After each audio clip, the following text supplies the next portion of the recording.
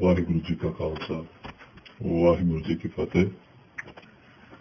Today we're going to be discussing in this video the Norwegian mass murderer Anders Brevik,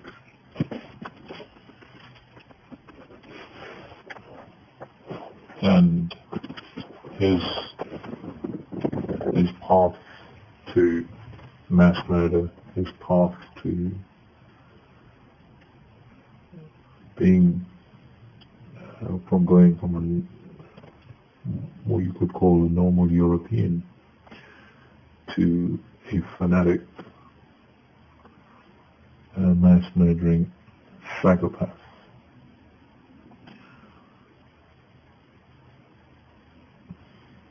Anders, in his life, he attached himself to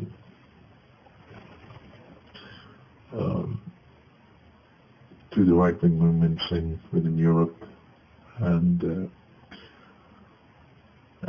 after getting involved in the right-wing movements within Europe, he wanted to go to the core of the right-wing idealism, which all comes back to this idea of the Aryan race. So to get in touch with that idea, he traveled to India, and he went to Banaras, and it's very well documented. No matter you can search anywhere. He met the leaders of the Rashtriya Swayamsevak Sangh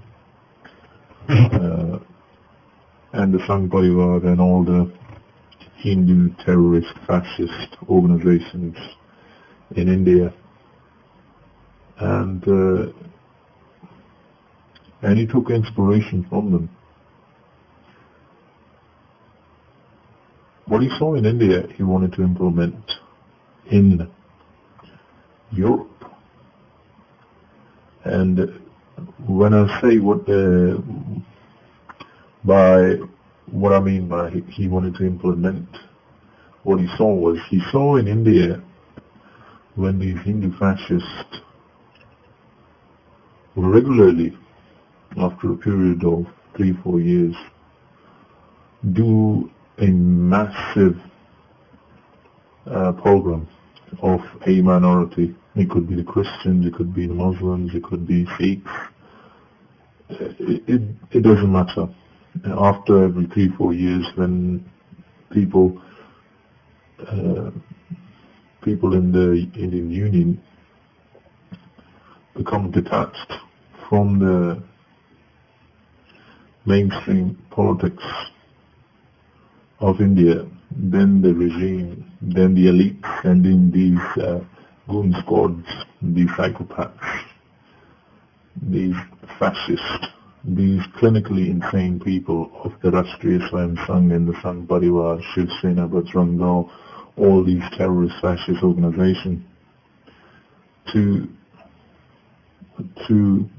cause mayhem, murder, loot, rape, torture, burning buildings, shooting, you name it, raping nuns in front of churches.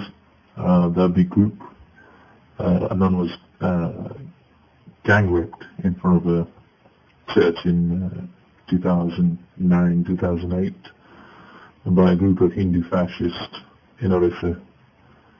And that was done to cleanse her, so to speak. And there have been many such events in India where these Hindu fascists have gone, attacked a minority, and they want to convert everybody to Hinduism. And that's been their ideology, and they believe in the similar nonsense of this Aryan race. What Brevik saw was that, and he writes it within his own manifesto, that he admires how the Sangh Parivar are dominant on the streets of India. By that he means they can do whatever they please and whenever they please. And in Europe, he wanted to implement or to replicate the same situation. And that's what he writes within his own manifesto. And he makes clear parallels between the Sangh Parivar and neo-Nazi fascism. And they've always been related. The core idea remains the same: Aryan race, pure blood,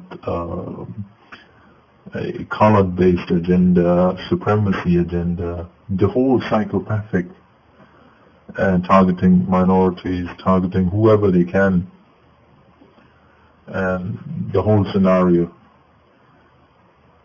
And he took so much inspiration from the Hindu terrorist fascist organization.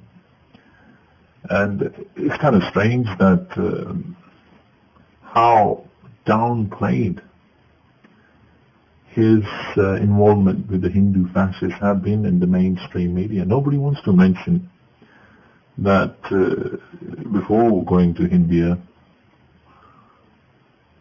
he was only, I'll say, about 30% mad, and when the trip was over, he was 100%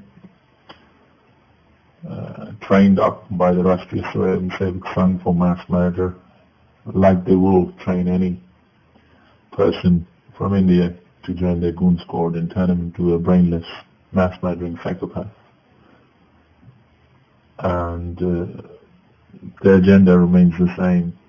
The reason I'm putting this word out is because we need to get to, if we are to defeat these kind of people, Anders kind of people, we need to defeat their idealism. And the idealism always starts with this core idea of Aryan race and this neo-Nazi idea, which in history goes back to Hindu fascism under the Sangh Parivar.